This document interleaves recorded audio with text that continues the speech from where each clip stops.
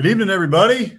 We are live. It is good to be with you guys on this Wednesday night here. This is our 35th show for Biscuits SEC Live, so we're getting into a serious groove now at this point, and should be a great show ahead of us. We got a lot to talk about. We've got the college football playoff. There's a lot of scuttle around what's going to happen with that. New seeding model. When are we going to 16 teams?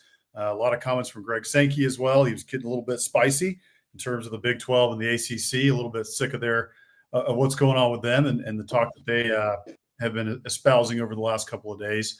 So we'll get into that. We'll talk SEC spring meetings, which is where those comments came from Greg Sankey. And then we'll also get into the SEC tournament in baseball. We'll recap that. And we'll also discuss the NCAA tournament and what we have upcoming, which I believe starts tomorrow for the NCAA tournament in the regionals. So it should be a great show. We're really looking forward to it. Thank you guys for joining us tonight. Before we get into it, we are presented by the Steer Agency, and you guys can check them out at thesteeragency.com. Football is all about strategy, just like winning in business, whether you're dialing up the perfect play on Saturdays or looking to dominate in public affairs, PR, or digital marketing. You need a team that delivers results. That's where the Steer Agency comes in. They craft winning strategies that get you seen, heard, and ahead of the competition. Don't just play the game, control it. Visit thesteeragency.com today to take your brand to the next level. All right, Hammer, how we doing? Doing well. Excited to get into it. Yeah, we actually, it's an interesting time, of course, with classes being out. Nobody's really on campus. We basically have baseball and softball left. And then thankfully the SEC does what the SEC does. And gives us some stuff to talk about with the SEC spring meetings. So I'm sure you've seen, some of the comments that Sankey has made, some of the comments the coaches have made. Of course, Feinbaum is down there with the Gulf Coast in the background. So they're giving us a little bit of fodder to get us through this dead period. Without a doubt. It's not like yesteryear where the talk is about, spring ball, what happened after spring ball going into fall camp. Now we have to talk about all these different things that are moving, whether it's the NCAA, whether it's NIL, whether it's a new playoff format. It never seems to end. So it's good for folks like us, but at the same time, I kind of just want to play some dadgum ball. I'm kind of just ready for that. So we'll get into that here in just a second. But before we do, don't forget to sign up for the Biscuits and SEC newsletter, the Morning Biscuits newsletter that is written by myself and by Hammer. And we write it in the off season on Wednesdays, and then it comes to you on Mondays and Fridays during the season. So be sure to check that out. It's everything that's happening around the SEC. It's free to sign up as well. So we hope you will join us there and keep up with everything that is going on around the best conference in America. So, all right, Hammer, let's get right into it. So the college football playoff format, it's just never ending with the college football playoff, even since the time of the BCS. We've gone from BCS to the 4-team playoff. Now we're at 12 teams. Looks like we're probably going to 16 teams here pretty soon. But before we even get to that, now, we saw the first iteration of the 12-team playoff last year. Now this year we're going into the 12-team playoff again, except now there's going to be a little tweak. And it looks like the presidents have made the decision, have all come together and decided that we're going to go to a straight seeding model this year, 12 teams again, straight seeding. So what was your reaction to this? And, what are you hearing and reading on it? Yeah, first of all, before we even get into the straight seeding, I think you brought up a good point there. And that is we have been talking about this forever. And this just echoes the point. And I'm sure we'll get into this later with some of the comments that coaches and Sankey made at SEC meetings, but I don't know who it's going to be. I don't know when, but please somebody take the wheel, because frankly, whether we had still the BCS or the 4-team, like you could give me any playoff format at this point or postseason format.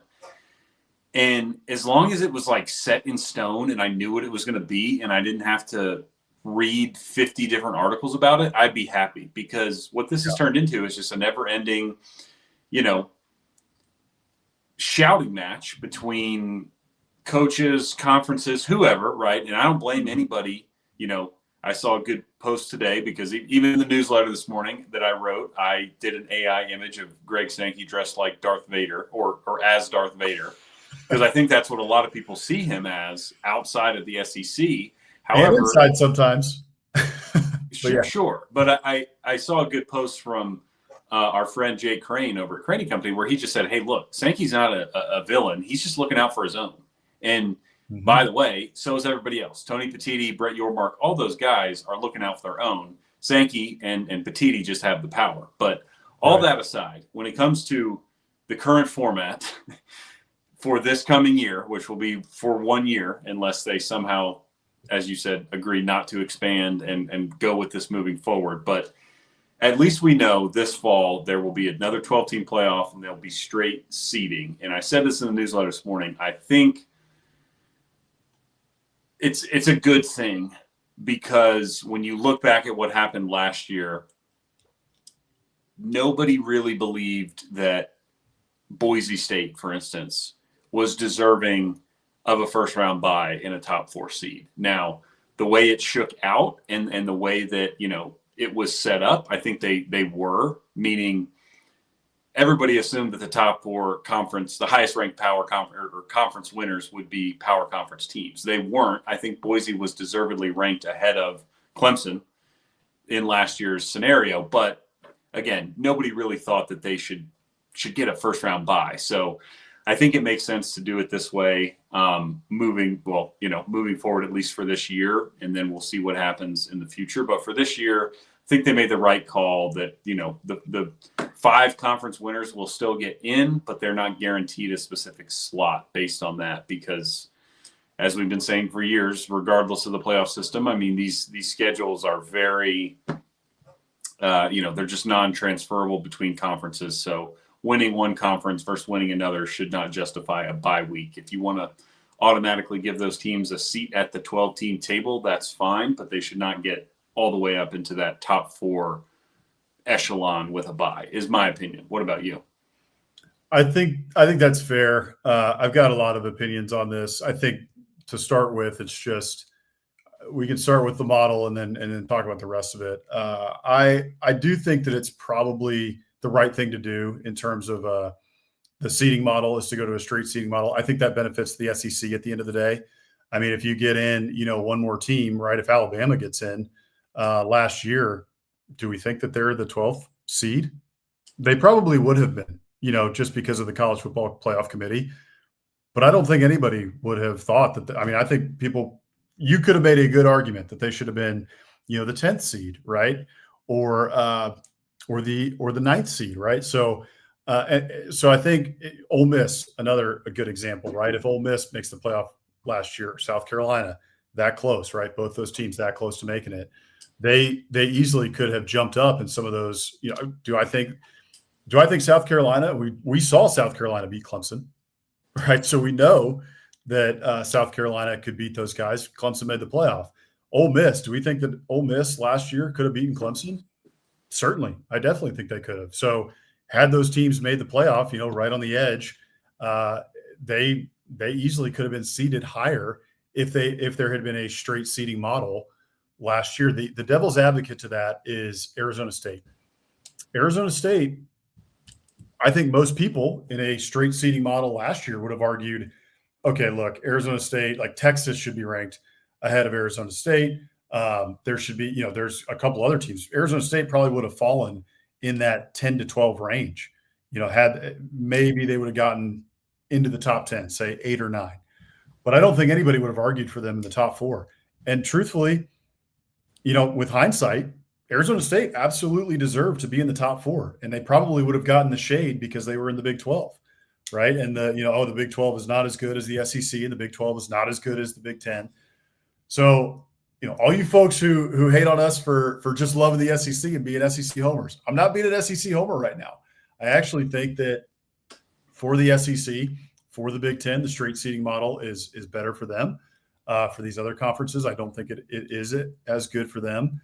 However, I think there's an argument to be made that at times those schools do deserve it. Arizona State, in my opinion, the way that they played Texas and going 10-2 in the regular season, I think they probably deserve that 4th seed. Yeah, I mean, I don't know. I think it's one of those things where Arizona State outplayed Texas in that game. Yeah. Truly. I mean, it was a 4th and 15 or whatever that Ewers connected on down the middle in overtime there. But I think just overall, it's probably more. Well, I guess that kind of brings me to my next point. I think it's probably overall better to go with the straight seeding model. Again, I correct me if I'm wrong. I think it's straight seeding, but they still are guaranteed 5 spots to the conference champions. They're just not guaranteed. Remember the top 4. So like a Boise would still get in. Arizona State would have still got in. They just would have been pushed back, and the buys would have gone to a Texas. Mm-hmm. Ohio State, even maybe. I can't remember how the ranking shook out. No, I believe they were 6, if I remember right. But what the next question I think becomes when you go to a straight seeding model is, do you trust or even do you like the committee? Because I don't know if you saw, and we can get into more of this later, but some of the quotes coming out of SEC meetings, Florida's athletic director, Scott Strickland, said basically just like, I don't like the playoff committee. He's like, I'm not sure that's the best format. So I don't know what it is, right? If you want to go off of some ranking system like an S&P Plus or RPI like basketball does, however you want to do it. But that's, I think, something that needs to be discussed, right? If you're going to go to a straight seeding model, okay, well, what is the seeding based off of? And is it based off of the 12-person or whatever committee that nobody seems to like? Or are you going to go to something more BCS-esque, right? Where you've got a computer program that you plug a bunch of numbers into and it spits out what the rankings are. I don't know what the right answer is. I think that's something that's going to have to be discussed when you talk about a straight seeding model. If you're not going to award anything to conference, champions in terms of a seed or auto bids in a 16-team format, if you're going to do straight seeding and it's all at large, then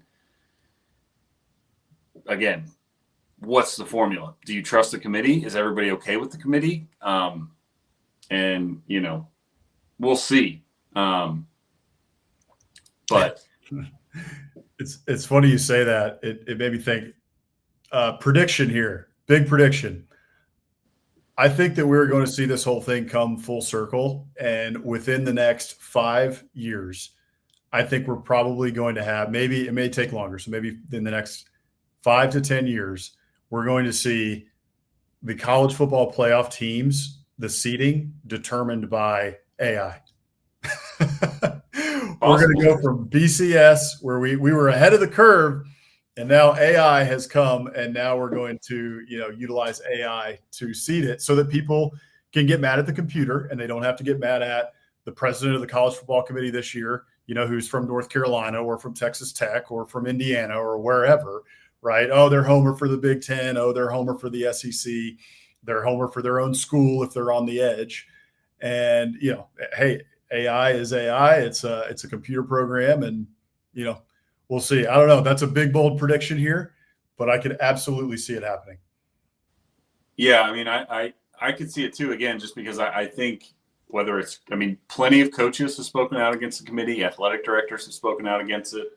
As I said, most recently, Scott Strickland said, basically just like I don't think the committee is a good way to determine the postseason. So that's where I just go back to the point we made at the beginning, which is just like, man,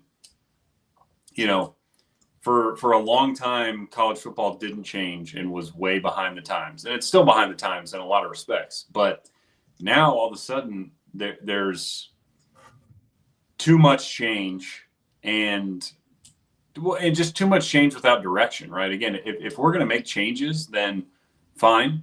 But let's have a consensus here on why we're doing this, who we're doing this for, and lay out a concise plan about what the changes are, when they're going to be implemented, and why, as opposed to what we have now, which is just like everybody's flying by the seat of their pants. Everybody's looking out for their own best interest, and very little actually gets done, and what little that does get done typically, is not beneficial to the sport overall. It's beneficial to, as you said, we're SEC. It's beneficial to the big dogs, which, again, ultimately, like if they have to split off, whether it's SEC, Big Ten, or the Power Four, like whatever it is, like, man, can we just get to it? Because it's exhausting as a fan, and it's especially exhausting when we get these minor tweaks and changes that diminish the product, but don't actually get to the end goal, right? Like, I don't want the SEC and the Big Ten to split off,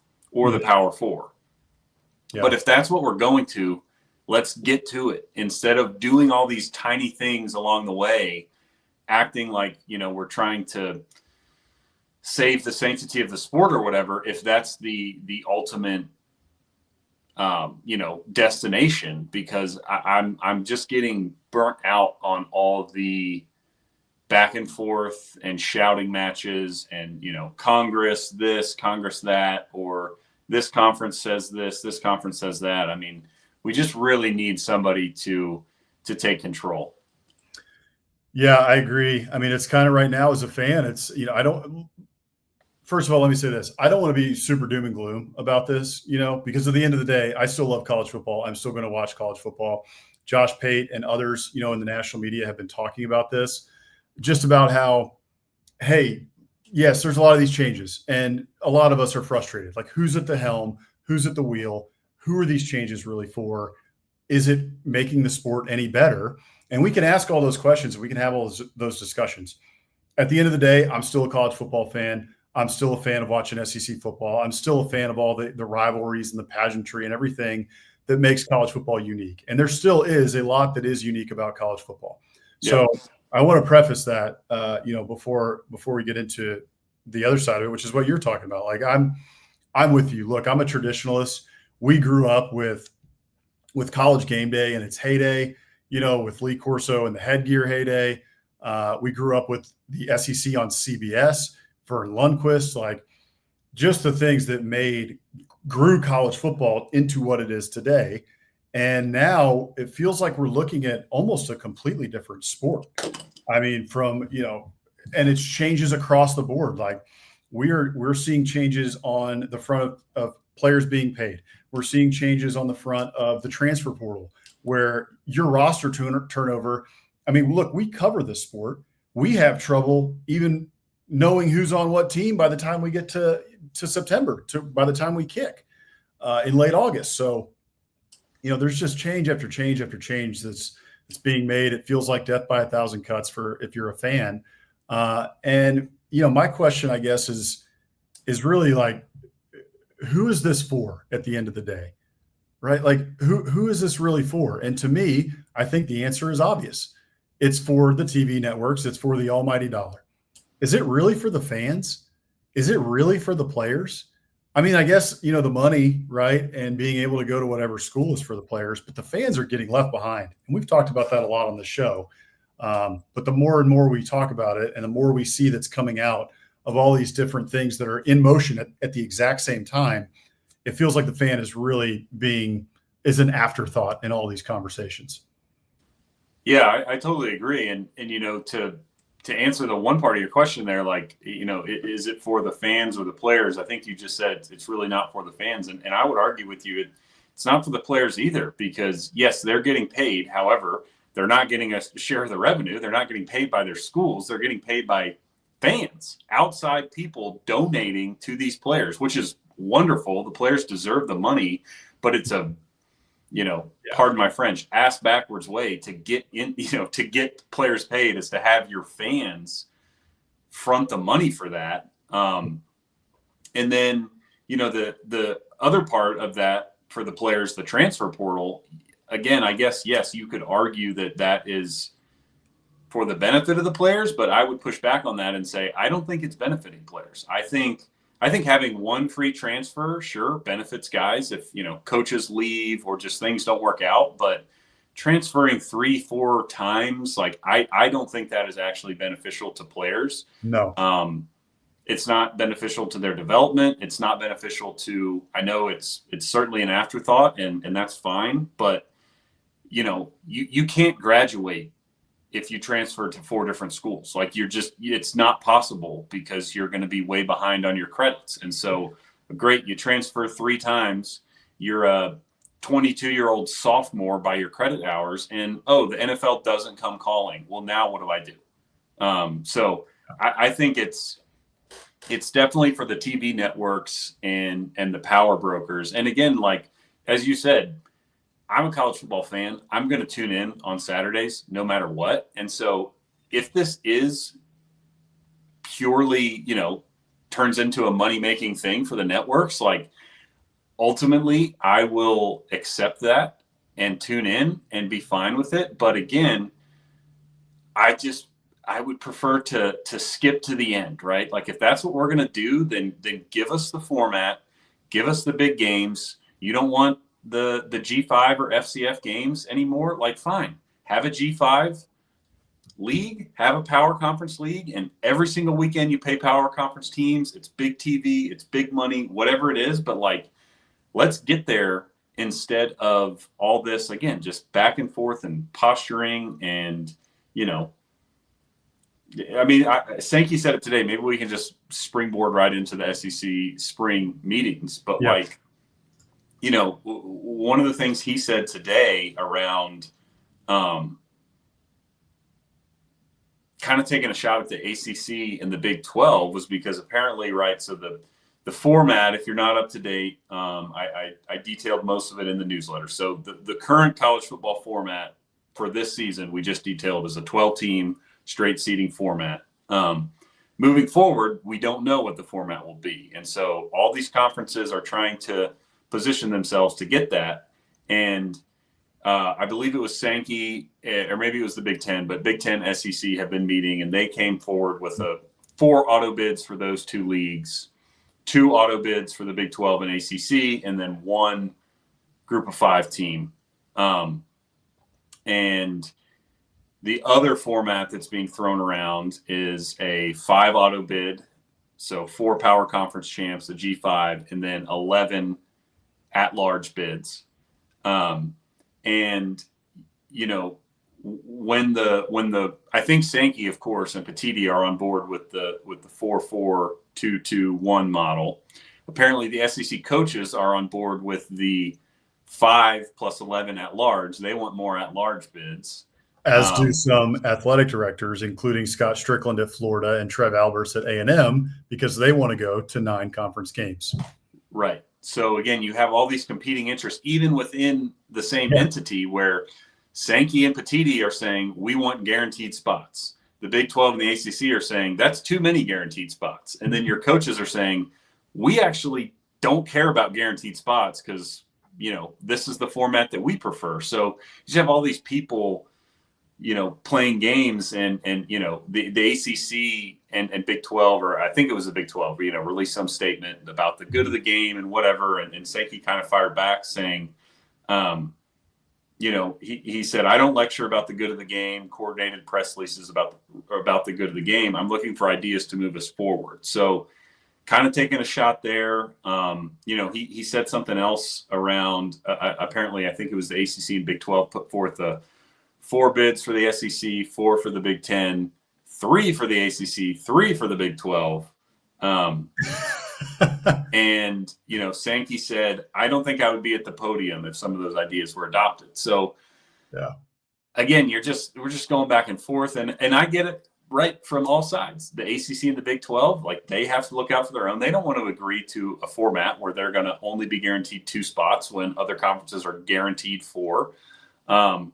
And from Sankey's perspective, too, of course, it's like, no, we are that much better than you. We're not only going to get 1 more team in than you. Like, there's not 3 teams in your league that deserve a guaranteed spot, in his opinion, and would be mine as well. But yeah, it's just a lot of back and forth. And, again, like, even if that was the format, the 4-4-3-3, because I will admit, a lot of this stuff is cyclical, right? So the SEC and the Big 10, SEC primarily over the last 20, 25 years has been the big dog, and probably will continue to be based on geography, money, investment, etc. But it's possible that the Big 12 and the ACC step their game up and have teams legitimately at that level.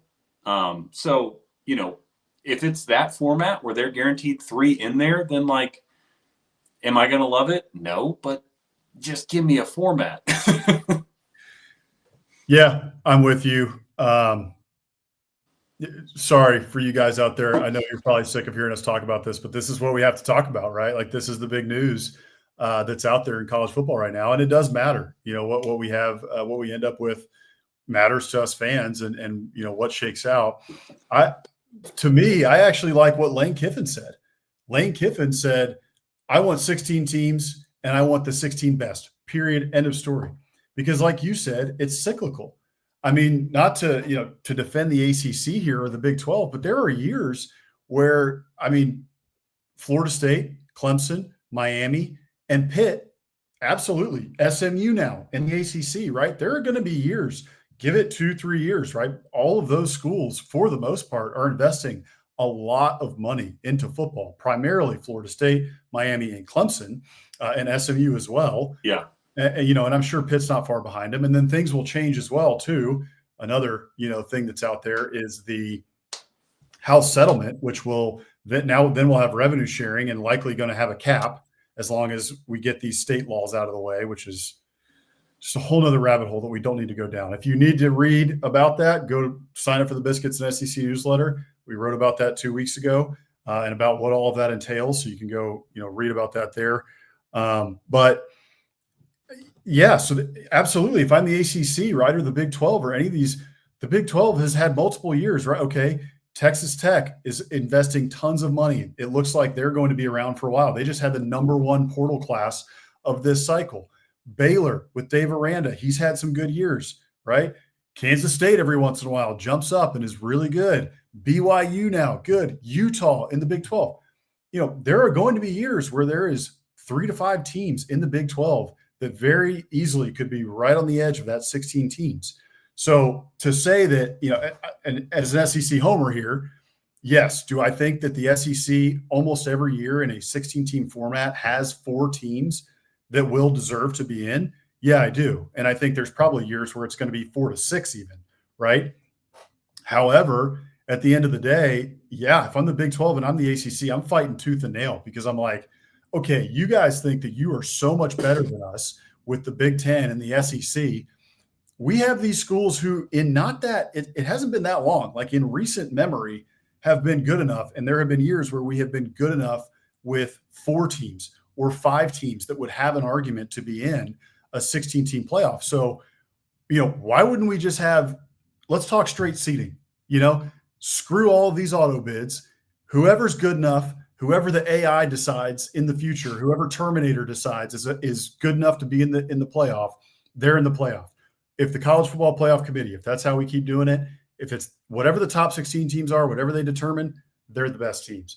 That's how I would do it, and I say that as an SEC homer. And I think that even as an SEC homer, you should almost be for that because it's like, hey, we do believe that we're the best and we believe that we're going to prove it every single year. So let's lace them up, let's strap it up and we'll show you. And we're going to get, by the end of the year, we will show you every year that 4 to 6 of our teams are going to be good enough to make it. And we don't need your auto bids. To hell with the auto bids. Let's scrap it and let's go to 16 straight seed and let's do it. I love that. Yeah. And I think part of that too, if you did the straight seeding method would be, again, this is sort of a page out of the NFL's book, right? But, the NFL has conferences. They're smaller, so you play everybody twice. But then, each year you have other conferences that you play everybody from, right? So, Yep. If you're a Cowboys team, it's like, okay, well, your crossover this year is the AFC West, and you're going to play all 4 of those teams, whatever it is. And you can do the same in college football, right? Like I saw Brian Kelly at SEC spring meeting said we would love to do a 9-game conference schedule and a crossover game with the Big 10. Yeah. Which would be great. But again, you need somebody to mandate these conferences and coaches to agree to this because they're never going to do it without that. But like that would work where, okay, we're going to mandate that all the power conferences play a 9-game conference schedule. So you have 3 out-of-conference games, and we'll give you one, G5 local whatever team. So you want to play Sanford or Troy or the Citadel, whatever. Like you get one G5 team, and then your other two non-con games. One year they're going to be against the Big 12. The next year they're going to be against the Big 10. The next year they're going to be against the ACC, and you just rotate it. And again, that would be great for fans, especially, I think the one thing too we have to rethink here, especially when you expand to 16 teams, is, we'll see, how much like strength of schedule or whatever is included in this, but like there's going to be multiple 3-loss teams, maybe, probably not, but at least 3-loss teams that get in, right? And so playing these out-of-conference games, yes, there are going to be teams that get the short end of the stick and say, oh, well, your crossover with the Big Ten includes Ohio State and, whoever. That's tough versus somebody else who gets, Nebraska and Minnesota. Like, that's tough, but just deal with it, strap it up, play the game. And again, if you're in the SEC or the Big Ten, like, dude, you got 3 losses to play with. If you're a 9-3 team at the end of the year, you're probably in the top 16. And so play. And you'll get credit again, too. Like if you go like Texas this year, Texas is going to the Horseshoe week 1, and they're scared of them because they don't want to play a night game. But no, like if Texas loses that game and it's close, who's going to hold that against them at the end of the year? Yes, it's going to be a loss on their record, but let's get real. It's Texas and it's Ohio State. If Texas is 9-3 at the end of the year with a loss on the road week 1 to Ohio State, man, nobody's going to care. They're getting in. They're going to be in the top 12. They will get a seat at the table, and they damn sure would get a seat at the table in a 16-team playoff. So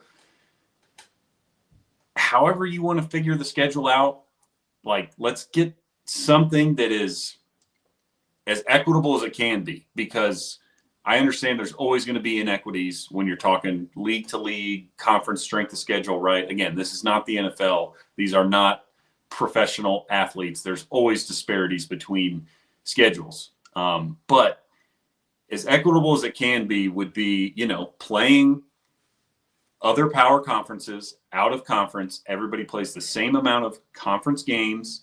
And then from there, you can debate on, who had the stronger schedule or whose conference was stronger that year, whatever. But we'd actually have better data because you are playing more out of conference games. And at the end of the day, it's cyclical. So one year you might get screwed. The next year, guess what? You get, you get Houston and Kansas out of conference. And last year you had Penn State and Ohio State. Well, that's tough for that one year, but the next year you're better off. So it all works itself out, over time. I heard that that Texas and Alabama are both for that, like for doing like a Big Ten challenge, Big Ten SEC challenge, if Texas's permanent opponent is Rutgers and if Alabama's permanent opponent is Northwestern. That's a lie. I just made that up. That's not true. But it's funny because I actually saw a message board genius post about that. Did you see that? Is that what triggered it? So I think it was a Georgia message board or something that was like, if we end up doing this, they literally said that. They said, just look for Alabama to get Rutgers and Texas to get Northwestern. And, Georgia's going to get Ohio State or Penn State. Or just we're ready to get screwed by the SEC office. Yeah. Yeah, Ohio State has said that they will do this if Mississippi State is their permanent opponent. Yeah. So, well, there's one more thing that we ought to talk about here, and that is the fact that at the SEC spring meeting, Sankey has also been talking about this, which is that it sounds like sooner or later, even before a new college football playoff format, the 16 teams going to that is decided, the SEC will likely make a decision on whether or not they are going to 9 conference games. He also stated that if the SEC ends up staying at 8 conference games, that he likely in the scheduling process will not be able to protect 3 rivalries. So think about Alabama, right, where you've got the third Saturday in October. You've got the Iron Bowl, and you also have to play LSU, right, which Nick Saban hated because those typically are very good teams, right, and especially now. And Auburn is coming back up with what they're doing with their roster. So good news that it sounds like we're going to make that decision soon here. I am a big proponent of going to 9 conference games. Look, let's push out the ULMs, the Akrons of the world, the others, right, that we play in these non-conference games, the Southern Misses of the world. No offense to those teams, but I love big Saturday night games in the SEC. And if we go to 9 conference games, that means we get one more of those. And for me, we talked about it at the start of the show. We've talked about it, across this show and talked about it on Biscuits and SEC for a long time. We're kind of traditionalists here, right? We came up in that era of college football that was just a classic traditional NCAA football. And now we've got all these changes swirling around. Well, this is one way that we can keep some of that tradition and just that pageantry. And what made this sport great was the rivalry games. So if we can go to 9 conference games, and that means we can protect 3 rivalries a year, and you can, have those rivalries, those permanent rivalries inside the conference, I think that is a no-brainer in my opinion. And I know that coaches can be a little bit squeamish about that because, in the SEC, we know that we beat up on each other because it's a tough conference top to bottom. But at the end of the day, again, we're going to 16 teams. Likely you've got 3 losses to play with now, which is a whole different conversation. But now you've got 3 losses to play with, likely, that you can then still make it to the 16-team playoff. And if that's the case, then let's go to 9 conference games. Let's hash it out on the field, and let's protect those rivalries so that we have great games on Saturday night on ESPN and on SEC Network and on ABC. I agree. I'm all for the 9-game model. And I think, you're right. Like, coaches are very wary about that. And I think, but I think it would go a long way in protecting tradition and giving you those classic matchups every Saturday. But I also think for the future of, whatever college football playoff format we have, again, like, yes, as an SEC homer, do I think it diminishes the league that we only play 8 conference games? No, I don't. And when other conferences, cry and whine about that, I really don't care. Yeah. But if you're trying to, whether it's a AI computer program Terminator or a committee, like, okay, it's helpful if all of your major power players play the same number of conference games, right? So let's just up it to 9. And you still have 3 out-of-conference games to play with. So, like, even looking at the schedule this coming year or in recent years, like Alabama, I mean, they went to Wisconsin last year. They played Texas out of conference for years. They've always played big, Georgia's playing Clemson. A&M's playing Notre Dame home and home. Like, you're basically scheduling a 9th conference game by scheduling one of these teams. And so, I don't think, or I wouldn't want you to, then remove that from the schedule. But ultimately, if it came down to it, without any sort of, mandate from the powers that be to play these other leagues, like, I would be okay with adding a 9th conference game if it's going to, again, puts the SEC and all these other leagues on the same conference game, schedule. And then you still have 3 out-of-conference games to play with. So if you're worried about your overall record, it sucks, and I wouldn't be for it. But then, cancel those home and homes. Texas, don't go to Ohio State. Like, if it's that big of a deal to your coaching staff, your athletic director, whoever, then just cancel those games. And until somebody mandates it, you can play 3 cupcakes, but you're playing 9 conference games. I'm all for that. Yeah, I'm with you. Let's go to 9 conference games and let's strap them up and have some fun. So, all right, let's head on to our last segment here, but we do have a biscuit of the week. The biscuit of the week is back.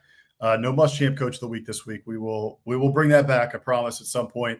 It's one of our favorite segments for sure. But this week we just have a biscuit of the week. So before we get to that, though, let's talk about the SEC tournament, recap that a little bit, and then get into the NCAA tournament for baseball, which it was a was a wild year in the SEC, top to bottom. The conference was extremely impressive, and that even with what happened with A&M, A&M is preseason number one. We can do half of a show on what happened there, but A&M was preseason number one, didn't even make the NCAA tournament, and yet still you had a bunch of teams. I don't know what the final number was. Was it 9 or something? Make the NCAA tournament from the SEC. And just, again, top to bottom, the league was extremely, extremely deep.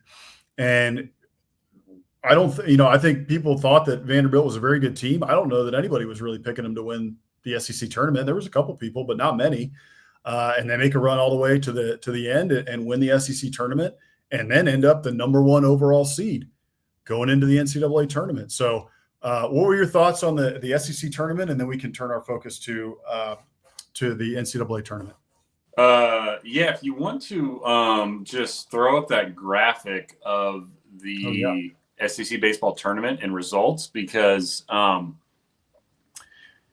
I just thought, a few interesting things to note. I mean, I thought kind of what you said, right? Like, not many people were picking Vandy. They were really hot going into the SEC tournament. Mm-hmm. They've definitely been on a roll as of late, but as the 4 seed, a little surprising to see them win. I think for me, kind of the whole theme of this was, A, good baseball, but B, a good amount of upsets there, right? You've got, you talk about A&M. They obviously were fighting for their postseason lives, but they beat Mississippi State 9-0. Then they beat Auburn, who's a top 8 national seed now, in the second round, and darn near beat LSU in that third round game. With their best player having a broken hand. Yeah, right. Mm-hmm. We should give a shout out to Jace Laviolette, the Aggie slugger, who took a pitch to the hand against Auburn, broke his hand, or at least a bone in his hand. Balls of steel, goes ahead and gets surgery Friday morning after the game, and then plays that night against LSU. So shout out to him. That guy's an Aggie legend, and that was cool to see. It's too bad that they came up 1 run short against LSU. But even, other upsets, right? Ole Miss, as the 7th seed, gets all the way to the title game by taking out Arkansas and then LSU in back-to-back days. Oklahoma takes out number 5 Georgia in the second round before falling to Vandy. Then Tennessee takes out number 1 Texas, and Texas's first, SEC tournament game ever. So, it was just, there was quite a bit of upsets, and it was really exciting. And again, a lot of really good baseball in it. And I think Vandy, deserved champion. They went through Oklahoma, Tennessee, and then ultimately Ole Miss to get there, and obviously earned a kind of a double bye there with the top 4 seeds. So no qualms with the Commodores getting it done and securing the number 1 overall seed. I almost feel like, barring, I'm sure like if Ole Miss had won, they wouldn't have taken the number 1 overall seed. But in my opinion, as good as the SEC is, it seems like if you're a top 4 to 5 team in the SEC during the regular season, and then you win the tournament, like, you should just be automatically given the number 1 overall seed. Yeah, I think that's fair to say. By the way, I way underestimated what the SEC got in to the NCAA tournament. They got 13 teams total. Ridiculous. 13 out of 16 get into the NCAA tournament. Yeah. Texas, A&M, Missouri, and South Carolina, the only teams that did not get into the field. And we can get into this now, talking NCAA. Yeah. 8 of the 13 are hosting, meaning they're in the top 16. And 6 of those 8 are in the top 6 of the top 8 seeds. So 6 of your national seeds that if they win their regional are guaranteed to host a super are in the SEC. It's Vanderbilt's number 1, Texas number 2, Arkansas number 3, Auburn number 4. I think then UNC jumps in at 5. Mm-hmm. And then you get LSU at 6, Georgia at 7. And I think it's FSU is at 8. I can't remember who the last – or no, it's Oregon State, I think. Okay. So, right. 6 of your top 8 are in the SEC, and then they get Tennessee and Ole Miss are also hosting regionals as part of the top, 16. So just a murderer's row of teams in this league. Yeah, and that just goes to show you, right? We just showed that graphic of what the SEC tournament looked like, top to bottom. And even those teams that didn't make it, right? Like South Carolina fell off near the end of the year, but at times they were competitive. They lost a bunch of series, but again, competitive in many of those series, at least in the middle of the season. A&M beat a bunch of teams in the field in the NCAA tournament, right?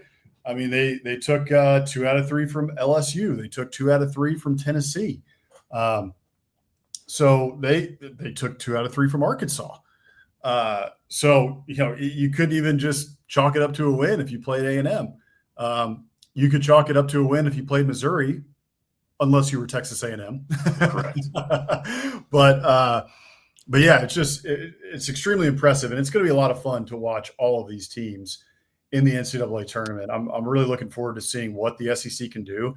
I mean, you even have, like, for instance, I saw people talking about this. So you have Florida, right, not hosting a regional, but God, that team is dangerous, man. Coastal Carolina gets Florida in their regional, and Florida's kind of looking around at that regional. They have Coastal Carolina, who's the host. They have East Carolina in that one, and you have Fairfield.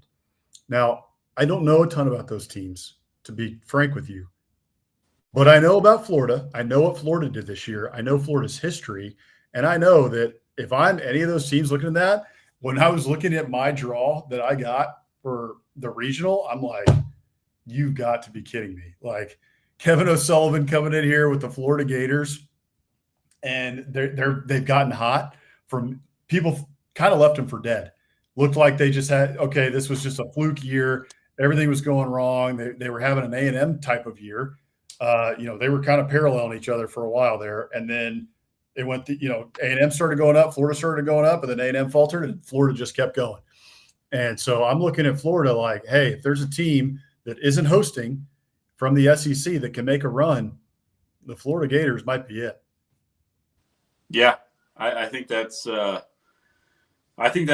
I mean, and even, again, like, yeah, we can roll through the rest here because Alabama's a 2 seed in the Hattiesburg.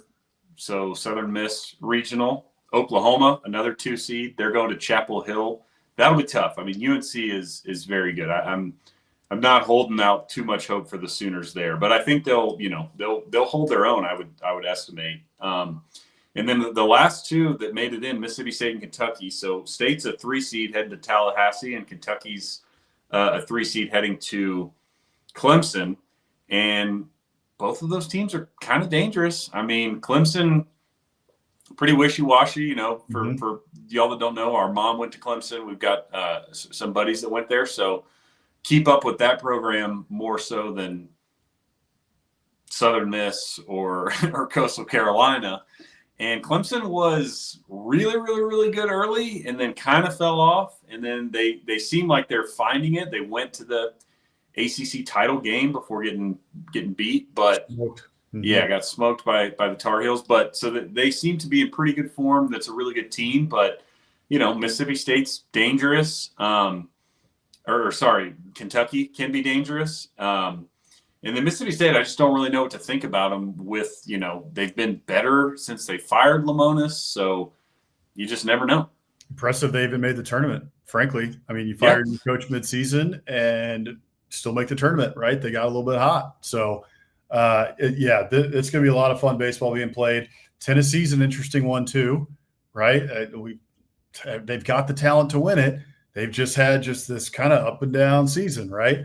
But baseball is a streaky game. It's all about getting hot at the right time. So, hey, win your regional and then see what happens from there, right? Just win in advance, right? So it's going to be a lot of fun. All right. It looks like there might be a hailstorm blowing in here.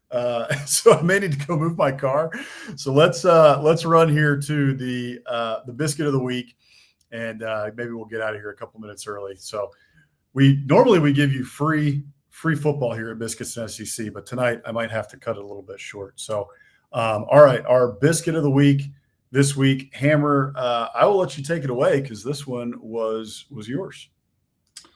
Yeah, so we're going back to the well for our longtime Biscuits and SEC fans. I featured this restaurant, I want to say back in January, maybe February. But I went to a different location this weekend. I was in Boulder for a Memorial Day 10K. I did not run, but was supporting some friends and family that did. So I still ate like I ran, and we went to Lucille's Cajun Cafe. They have a restaurant location in Boulder. So I was in Prime Country, Coach Prime, checking in on the Buffs program. And yeah, I got the same. It's called the Cajun breakfast. It's 2 eggs, grits, and red beans with like ham hock meat. And everything they serve basically comes with this giant biscuit as the side, or as one of the sides. So, yeah, I slathered that thing in butter, put some jam on it, dunked it in some red beans, and went to town. It was fantastic. Yeah, that looks incredible. That biscuit right there. I mean, that thing is huge. Huge.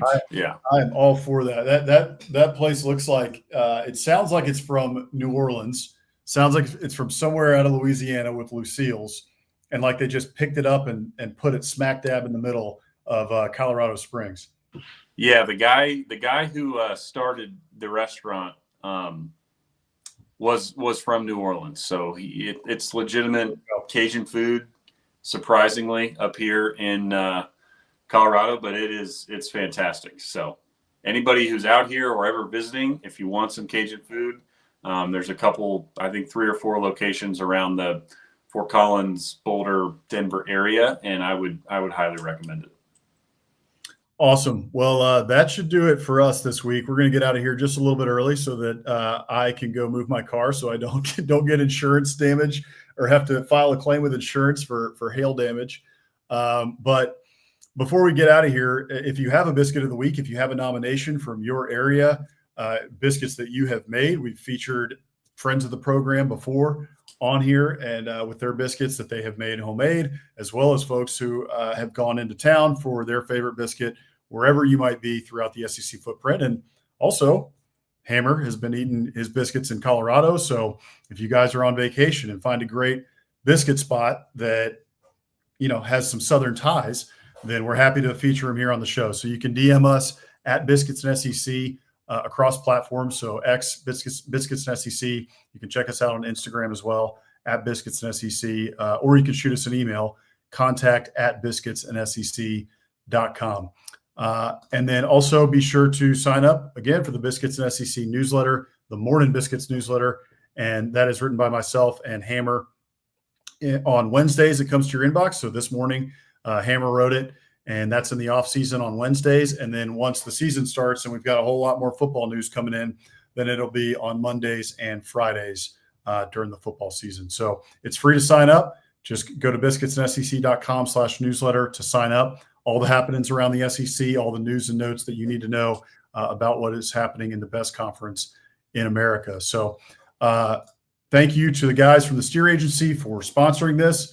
And we will see you guys next week for Hammer. I am Boss Man. Don't forget SEC After Dark tomorrow as well. We will be on there 9 o'clock Eastern, 8 o'clock Central on the same channels for the most part that you can watch here. That will be on Stephen Willis's Twitter as well as our Instagram channel too. So be sure to tune in then. Now for Boss Man, that's Hammer. We will see you guys next week. Thank you guys for tuning in. Appreciate y'all.